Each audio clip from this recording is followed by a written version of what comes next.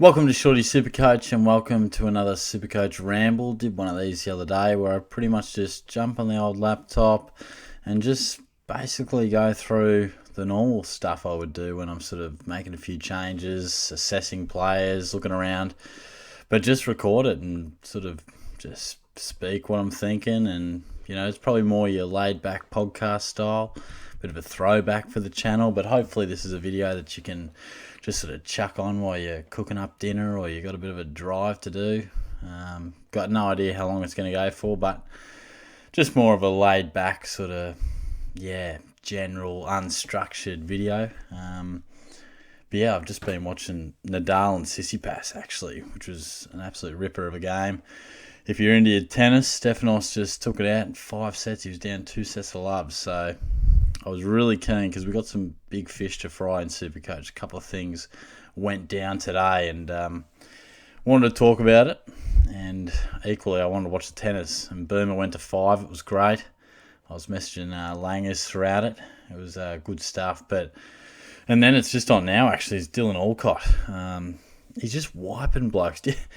Every time he comes on, he just destroys the bloke. It's crazy. It's like, that bloke who's just been talking about the tennis in the morning in the commentary box, he just wiping blokes. Like, Dylan Alcott just, won his 27th Australian Open or something. It's just, it's insane. I think I just went off then, and I reckon he pumped the bloke 6-1 first set, and then he was up pretty easy. And geez, do you ever notice he's an absolute animal? He's an animal on the court. Like in the mornings, he's just talking to Grothy, going, "Yeah, good's tennis. Yeah, this is awesome. I love Rafa."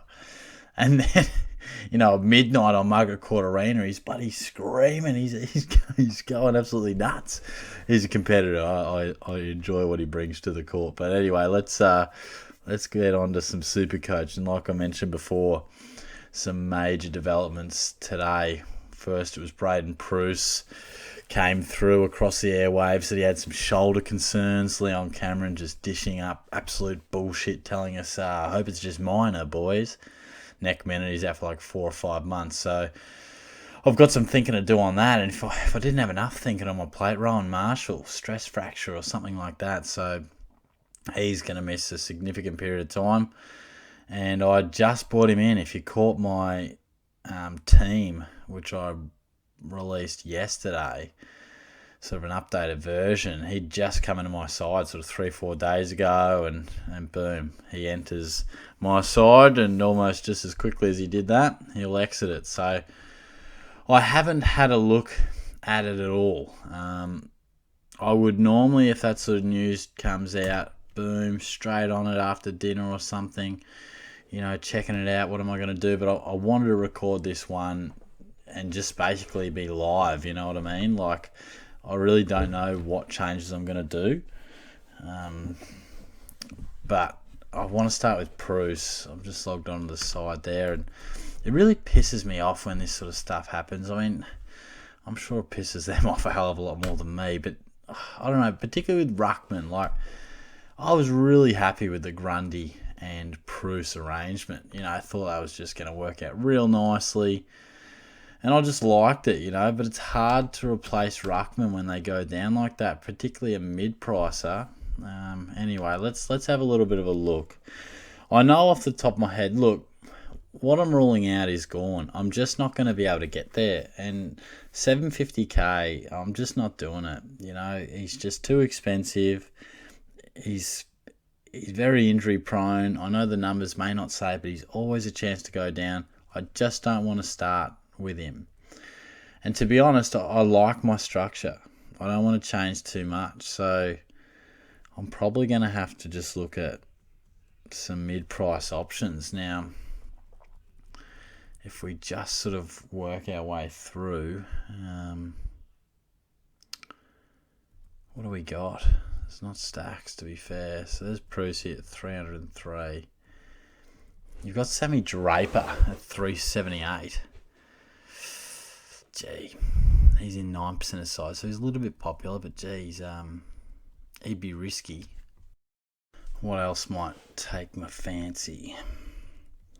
Because at the moment I've only got like 10k in the bank, so I'm not exactly rolling in coin. You got Steph Martin a little bit further down. doesn't do much for me, to be fair. And then it drops away, something shocking. Who is even going to ruck for the Giants? Is that Flynn bloke? Matt Flynn? Who have they even got? Let's have a little look.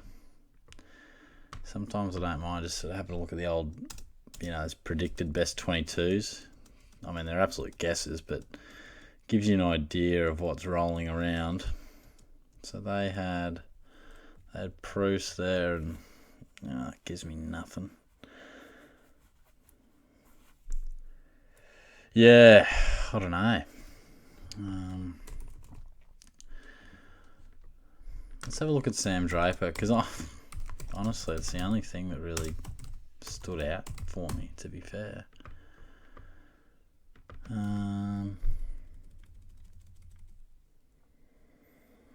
Like Oscar McInerney at sort of 443 is not the worst. Like if you're sort of looking for stepping stones, I reckon McInerney can go alright. If Big Boy McAvoy is a sole ruck, we know he can go alright.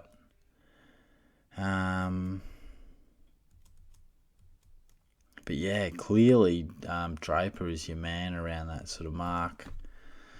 What did he do last year? He didn't play stacks of games. Am I right in saying that? 8 games. He turned up though, didn't he? I remember he had one breakout game. That's right, he's pretty consistent. 73, 74, 63, 122, 64, 74, 61. And he must have got injured, did he? 32. Oh, he played most of the game. He's just shit house. But, I mean, anytime he's not young, he's 22, big fella, been dominating VFL for ages. I wouldn't be surprised. He's a sole ruck. I mean, what's our little website got here for us? Bombers, where are you? So they've got Draper clearly down as the number 1 ruck. Is there anyone who else is on their list? Because Bell Chambers retire? Am I right in saying that?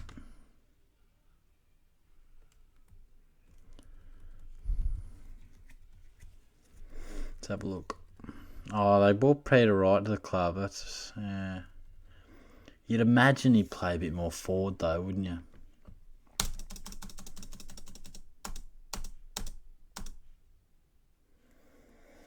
You would think so, because they really struggled with a key post up there. I'm sure he'd pinch hit, but that's fine. I'm just more thinking, is there genuine competition? Andrew Phillips, surely he's absolute insurance, surely. How old's he? He's getting on, isn't he? 29. Played, 5 games last year. Yeah, he's just a journeyman, isn't he? He's got to be pure insurance. I mean, Sam Draper, it's risky. The thing with Preuss was he was a beautiful selection. Been plying his trade for ages. We had actual numbers backing him up that when he was a sole ruck, he loved it. He looks like a man mountain. Draper, yeah, he's going pretty well. I wonder if we got any sort of articles going on for his pre-season. What have you been doing, Sam? What do we got here? Is Essendon Sam Draper set to join the game's elite rucks? Okay, have a read of that. Yep. I'll have a read of that. What do we got? Demons great. Gary Lyon believes Essendon young Ruckman could be ready to announce himself as one of the elite big men in the competition. Okay, look at that mullet. Have a look at his locks flowing. If that doesn't convince you, nothing will. Yeah, let's have a look. 22 debut. Yeah. Because he can take a mark. There's no doubt about that. Oh, what do you got for us, Gary? The elite ruckman in the competition. It goes Nick Nat, Max Gawn, and then Brodie Grundy. You can order them however you want.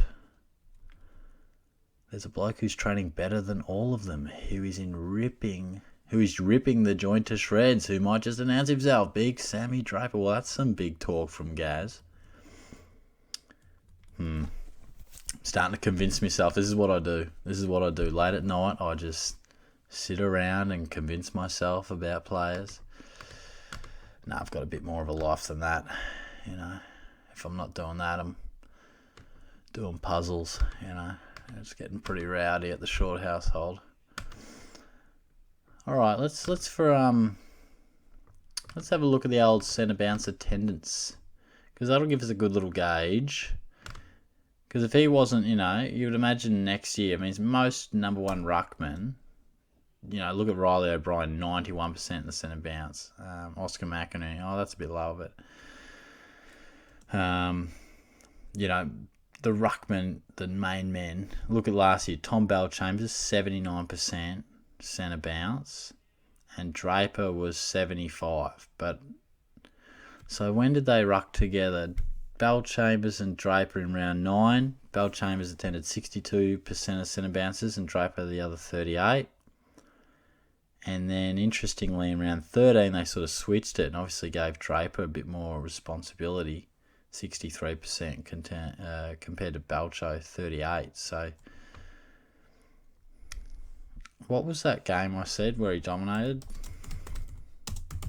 Scored that 122. Where are we?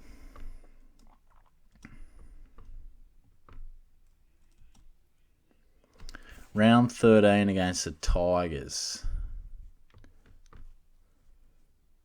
Round 13 had just the 63%. Yeah, I mean, that doesn't always, you know, correlate, you know, exactly. But that's obviously played a good game. Look, all right, we're going to work with Draper. Now, I'm going to have to free up some coin. Let's just work our way over the forward line now. It's absolute headache because Rowan Marshall, 557. I don't want to pick Josh Dunkley. I don't like it. I just hate how many doggies are in that midfield. I hate that he's going to play a lot of time forward, and I know he's just a natural footballer. He just finds points. I know he's a gun. I don't want to start with him. I think at some stage throughout the year he's going to have a lull. He'll have some quieter games. I just don't like it. I really don't. Honestly,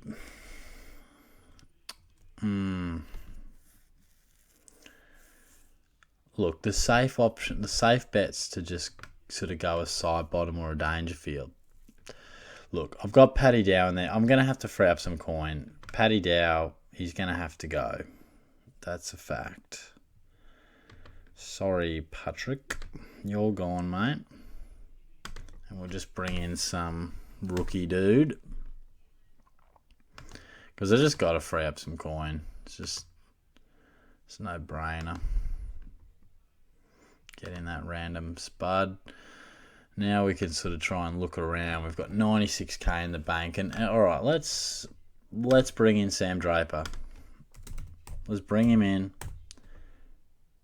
He's the most affordable, you know, because at the moment, I know I've got some guys like, you know, I've got Miller, I've got Tommy Green, you know, Hayden Young, you know, there's those sort of guys, but I'm a big fan of them. You know, I feel like at this point in the year, they deserve to be in my side, and I want them in there. You know, give me a reason to not pick you because I'm liking what you're doing.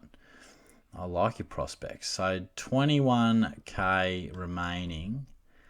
And in theory, that'd bring me right up to 578, which does us absolutely no bloody favours at all with the forward line. It leaves me sort of 30-odd K short of Dangerfield, which, you know, he'll be a top 6 forward. There's no doubt about that. But you might be able to pick him up cheaper. Just with that groin injury. What's the latest on Patrick? I know he didn't play or he didn't get involved in the match simulation. It just concerns me a lot because when they're getting to this sort of age and, you know, Geelong has a lot of midfield depth, like there's just a chance that he may well play early, but maybe they'll sort of put him to the forward line just to manage those minutes and then sort of move him in. I just feel like he's a prime candidate for maybe picking him up at sort of 520, you know what I mean? Like, and sometimes you got to think about that. The major concern for the Cats is the fitness of Patrick Dangerfield. The star Cat is carrying a groin issue from the grand final. Rather forget that. And is yet to take part in full training with the main group. This article was 5 days ago. Oh, but he's yet to take part in full training. That worries you, doesn't it?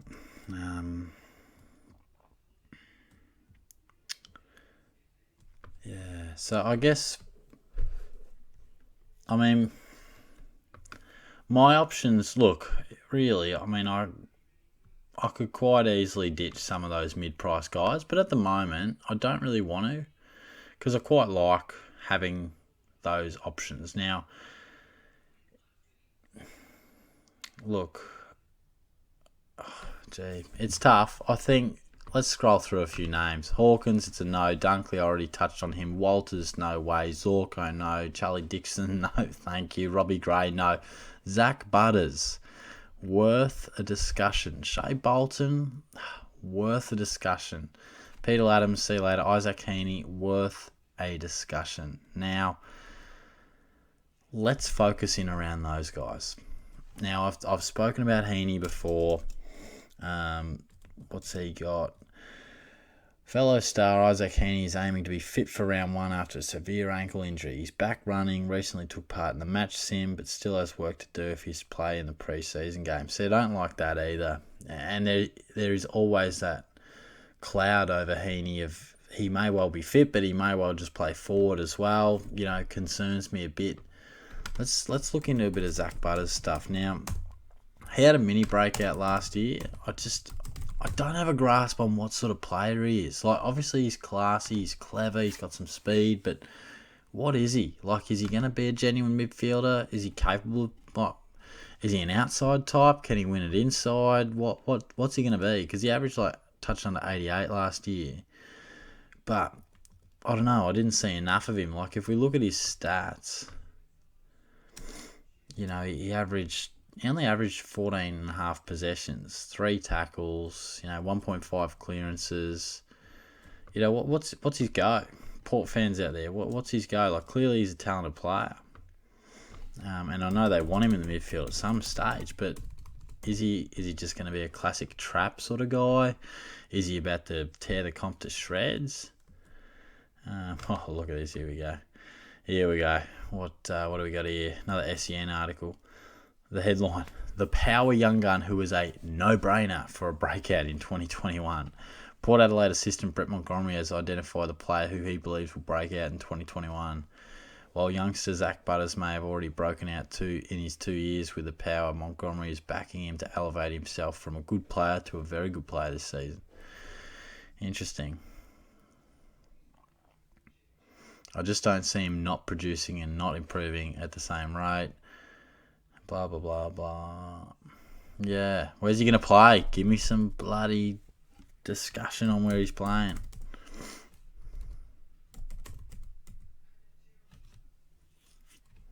Not going to find it here. They had a match simulation the other day. Now, where is it?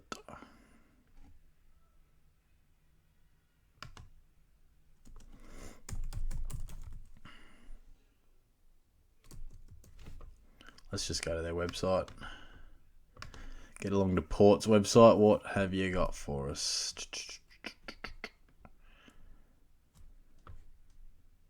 Head along to the news. What do you mean it's out of bounds? Fucking hell. That's bullshit. I just want to read more damn news. That's ridiculous.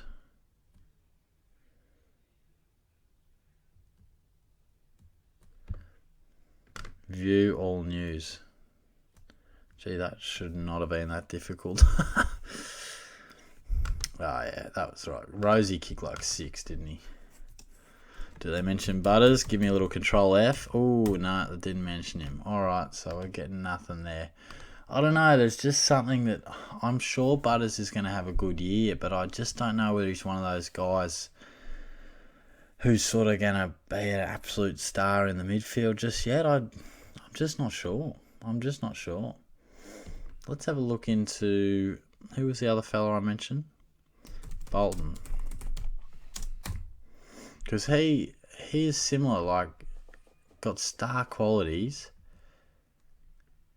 but will he be midfield? Will he be forward? What's this article we got going here? Who are the next group of inexperienced players to have an impact at Tigerland? Could be Riley Collier-Dawkins. Yeah, it could be. That's not what I came here, though. I didn't come here for that. I need a bit of Bolton discussion. And it mentions him once. Sick. Let's keep having a little look.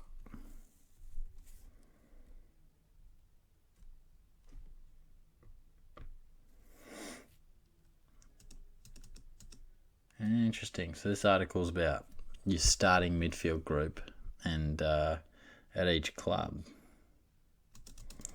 Let's have a little look. Oh, they haven't even mentioned Tommy Green and the Giants starting midfield. And then, there, anyway. Who am I looking for? Bolton. They've got him in the depth/rotation. That's an interesting little article.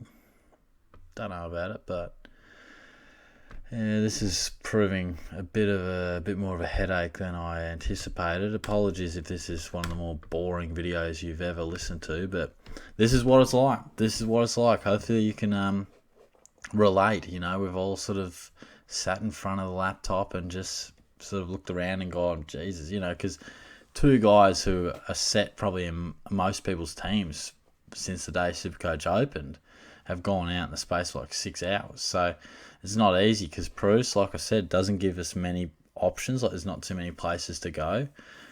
Honestly, I don't mind the Draper call. I don't mind it. I mean, he's raw, but I reckon I definitely think he can average 80. He's just got enough like X factor. Like the thing with Preuss, I seriously thought Preuss could average like 90. I seriously did. Like he was just going to be right in there all the time, finally getting that opportunity.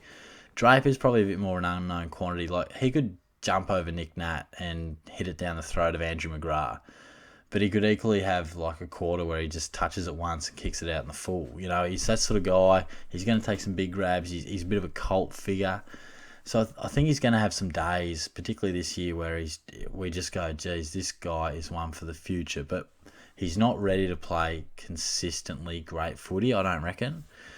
But he might be good enough at that price. You know, I don't want to reach to Gawn, and if I don't want to reach to Gawn, then I don't really see the point in going like a Nick Nat or a Goldstein or anything like that.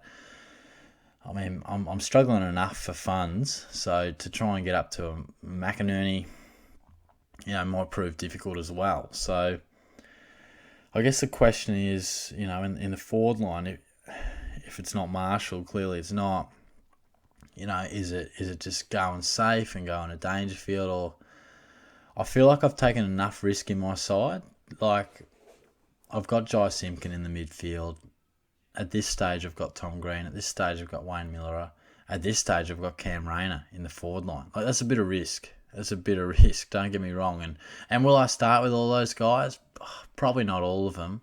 But at this stage, I think they all deserve a spot. And I'm interested to just watch them, you know, and assess as we go. But, yeah, to start a forward line with the only proven bloke in there being Dusty Martin, that'd be pretty damn risky. So the more I think about it, the more I feel like it needs to be Dangerfield. But I absolutely hate that he's not training with... I hate it. I don't like that, because if he comes out and scores 81, 79 and 99, you know, he's going okay, but he's not for 600k, he's not.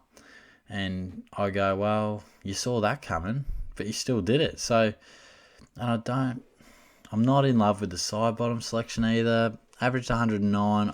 I just think that's like inflated from the 9 games. Had a couple of big ones. I don't think that really reflects where he's at. I think his days of being pure mid are gone. I think he'll average at least 100, don't get me wrong, but again, we're paying absolute top dollar. I wonder what they're saying about Josh Dunkley for the record. You know, what little articles have we got floating around here to suggest what position he may well be playing in? Because it does sound like he's more of a pinch hit in the midfield. Up next, Dunkley eyes a big 2021 2 days ago. All right, a little fresh article. Nice. What do we got? Star midfielder Josh Dunkley. Well, come on, doggies, don't fuck with me. Like, where's he going to play? Don't just go throwing that around. Yeah, he did. He missed a lot of footy with that injury, didn't he? Yeah, true. Give me some facts. Dunkley's work ethic on the training track has been evident. He's run a PB in the pre-season. He's looking stronger than ever in the gym. Wow, who isn't?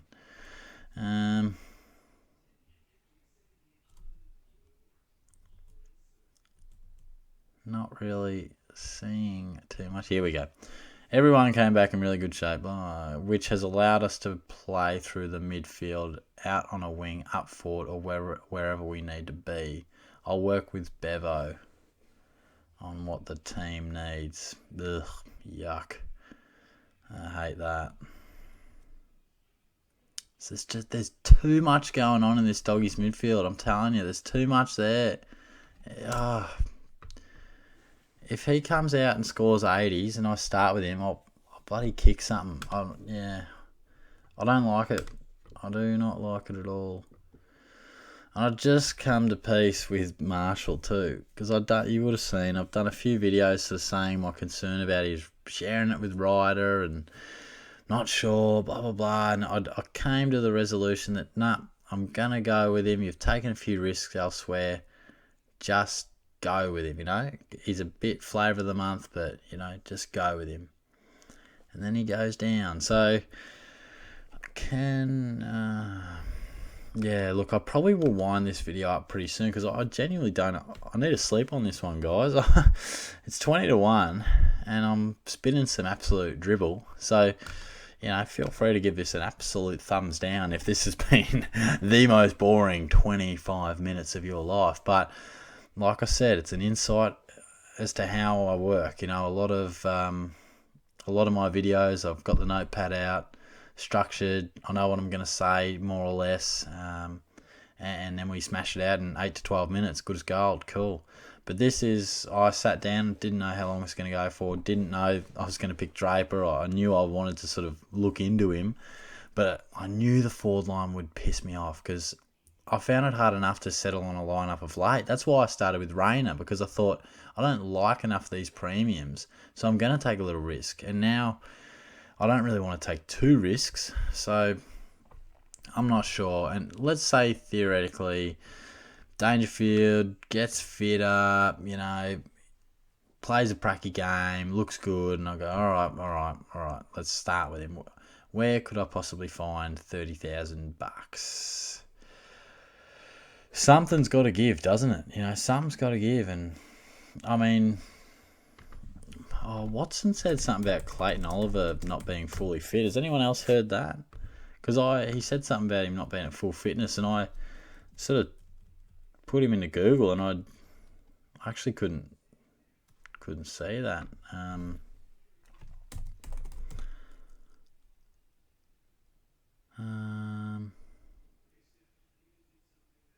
Yeah, no, I can't see it anyway. So I'm not sure if you've seen that Oliver's sort of struggling a little bit. Let's have a look on the D's site, just sort of more recently, but that would normally still pop up in Google. Where's their little injury report? What do you got for us, D's? Yeah, I certainly can't see anything Watson, but I'll back him in. He's normally pretty in the know with his footy stuff, so yeah, okie dokie, here we go. What do we got? Will I be able to hear this? Mitch Cleary, I can't hear you, mate. Hang on. Oh, jeez. I'm recording, so I've got my thing plugged in, so I can't get the audio, but we'll get the AFL app. Don't worry, Mitch Cleary, we'll get to you, mate. Give me time. All right.